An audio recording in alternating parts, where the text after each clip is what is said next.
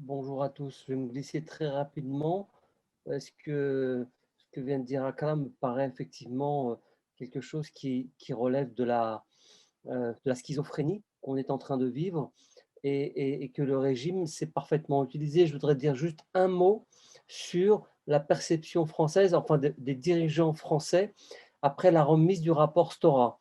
Parce que pour moi, c'est un paradoxe qui illustre parfaitement la situation dans laquelle se trouve la France. Et elle n'est pas seulement écartelée, elle est dans le fond assez favorable au maintien du statu quo. Heu, heu, le rapport Stora, lorsqu'il est remis officiellement à, au président de la République, à Emmanuel Macron, on est tous là à attendre une réaction officielle sur les propositions que fait Stora ou les recommandations. On les appelle comme on veut, peu importe.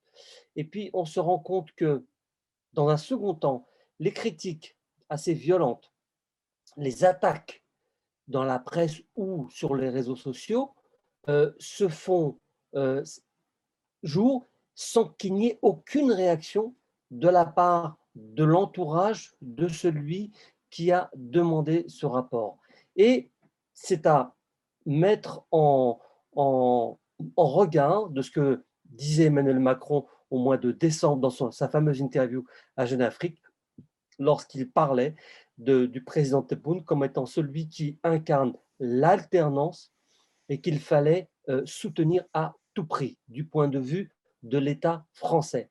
Et on se rend compte en réalité, malgré les dénégations d'Emmanuel Macron, il n'a pas eu de garantie afin qu'un travail euh, d'apaisement puisse être fait de part et d'autre de la Méditerranée.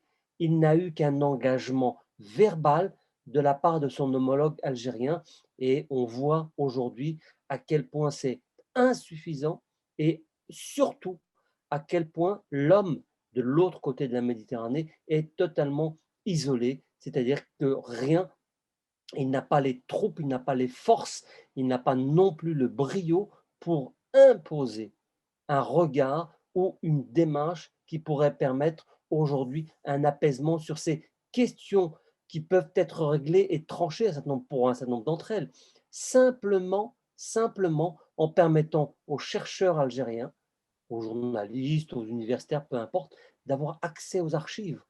Et là, la lumière pourrait jaillir par rapport aux mythes qui ont été construits. Et là, je suis une vieille divergence qu'on a avec Louisa, mais ce n'est pas très important. Je ne comprends pas. On est toujours le produit d'une société, voilà. Et donc, dans le fond, la question que je m'étais permis de poser, c'est est-ce qu'on n'assiste pas avec le Hirak à des revendications qui sont plutôt conservatrices, avec tous les guillemets de prudence, et qui sont conformes à ce que le FLN de la société, mais le FLN dans la culture politique, comme le soulignait très bien Louisa, nous a permis d'entrevoir. Mais on ne va pas au-delà de cela. C'est toujours des choses qui nous sont données, accordées. Dans le fond, on n'est pas dans un processus révolutionnaire au sens premier du terme, au sens marxiste, mais on est plutôt dans un problème, malheureusement, je trouve assez conservateur. La question de savoir si les choses vont évoluer ou bien est-ce que la société algérienne va s'emparer des véritables thématiques telles qu'elle les exprime dans ses attitudes, dans ses comportements. Euh, Moi, j'ai fait l'expérience, j'ai fait une toute petite statistique à mon échelle. J'ai envoyé un message à 43 de mes cousins et de mes cousines à Tlemcen. Qu'est-ce que vous attendez pour vous et qu'attendez-vous du régime, enfin de l'État? La première réponse, très largement, c'est la possibilité de partir. C'est quand même frappant, mais ce n'est pas une famille qui a des grosses difficultés sociales. Donc, je suis très frappé par ça, d'une jeunesse qui est hyper connectée, ça c'est un élément important, et qui a donc la possibilité de voir comment cela fonctionne ailleurs. Et leur ailleurs à eux, ce n'est pas nécessairement l'Europe ou la France, mais c'est aussi leur voisinage immédiat. Et ça change, il me semble, quand même la perception. Merci. Hem, Je voudrais juste dire un mot sur l'armée, parce que c'est une évolution sociologique à laquelle on n'a peut-être pas prêté suffisamment attention. Et dans le fond, l'évolution à l'intérieur de l'armée a suivi ou a précédé, je ne sais pas comment il faudrait le dire, l'évolution de la société. C'est-à-dire qu'aujourd'hui, la majorité des officiers et officiers supérieurs sont plutôt des arabisants. La perception qu'ils peuvent avoir à la fois de leur rôle, mais en même temps la projection qu'ils font de ce que doit être l'armée de l'Algérie n'est pas du tout en phase avec celle de leurs aînés. Bon, la haute hiérarchie militaire sont plutôt des francophones et donc la perception, même si parfois elle est symbolique, est importante parce que dans le fond, enfin moi j'ai une théorie là-dessus, mais je sais qu'on va pas être d'accord ni les uns ni les autres, mais dans le fond, il y a pas d'État. L'Algérie, c'est un pays qui s'est structuré, constitué autour de l'armée.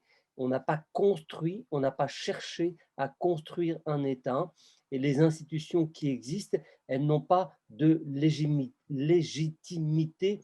Alors pas au sens de Weber, mais au sens où les Algériens, et on le voit tous les jours, ils ne se sont pas appropriés et ils ne se sont pas représentés. Et donc cette question de l'armée, je dis ça parce que Louisa, tout à l'heure, a souligné l'idée que peut-être on viendrait à une évolution par le haut, à la manière espagnole ou brésilienne. Je ne sais pas s'il y aura cette convergence au moins symbolique avec la société. Je n'ai pas de réponse, hein, c'est une question que je livre comme ça à la réflexion. Et deuxièmement, pour venir du côté de la diaspora, parce que je crois qu'il y a une question qui a été posée tout à l'heure par un internaute. euh, il y a une impatience très grande dans la diaspora algérienne qui se mobilise, et qui continue à se mobiliser euh, sur les évolutions en Algérie qui sont très attendues. De ce point de vue-là, effectivement, il y a une impatience, mais les Algériens qui sont dans la diaspora, évidemment, ils raisonnent, ils fonctionnent avec des critères, avec des canons qui sont ceux de leur réalité sociale et pas du tout ceux ou très peu ceux de la réalité algérienne. Donc ça provoque également un décalage dans le réel et dans les évolutions que l'on pourrait attendre du Hirak. Parce qu'il a été beaucoup question je ne vais pas faire de comparaison, de parallèle à propos de l'Amérique du Sud. Je, il y a quand même une différence fondamentale.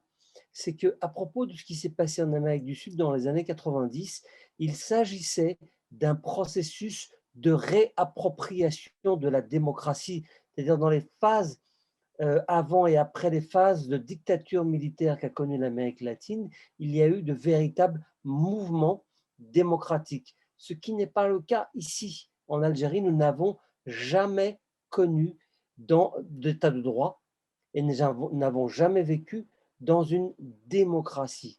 Donc, je crois qu'il y a quand même, de ce point de vue-là, un hiatus important. Je ne sais pas comment il pourra être comblé et comment la société peut participer de ce mouvement parce que ça prend du temps de construire une démocratie et peut-être encore plus de mettre en place un véritable état de droit. Donc, voilà, je m'interroge juste savoir si c'est pertinent et comment cela pourra se faire. Si Louisa est persuadée qu'il pourra y avoir un processus par le haut, là aussi je vois un hiatus parce que s'il y a un processus par le haut et si une formule est imposée, même si elle est un tout petit peu, je ne dirais pas négociée, mais discutée, alors comment va réagir la société avec la culture qui est la sienne, avec la pratique, les pratiques sociales qui sont celles de l'Algérie aujourd'hui, d'où que l'on vienne et quel que soit son statut social. C'est une autre question qui me paraît être essentielle. Et enfin, troisièmement, qui me paraît le point le plus important, c'est qu'aujourd'hui, le régime, alors on l'appelle l'armée, tout, comme vous voudrez. Il n'a plus de projet. L'Algérie est donc dans l'impasse politique, elle est dans l'isolement diplomatique. Et il y a des menaces exogènes à toutes les frontières. Donc ça fait beaucoup de choses qui convergent vers au mieux, au mieux un statu quo. Là aussi, comment on sort de ce statu quo, parce que l'Algérie est très peu intégrée à la fois sur le plan économique, mais également sur le plan de la politique étrangère, intégrée à des ensembles. Elle n'a pas suivi les évolutions qu'ont connues, qu'ont vécues d'autres États dans la région ou dans le monde arabe. Donc c'est quand même assez curieux parce que quand on interroge, je ne sais pas, des Égyptiens ou les gens du Golfe et qu'on leur demande qu'est-ce qu'ils pensent de l'Algérie, leur réponse, elle est assez étonnante. C'est pas qu'ils sont hostiles ou favorables, c'est pas ça du tout. C'est on ne sait pas, parce qu'on ne sait pas ce que veulent les Algériens. Et ça, c'est un débat qu'on pourrait multiplier sur d'autres dossiers et sur d'autres sujets. Merci.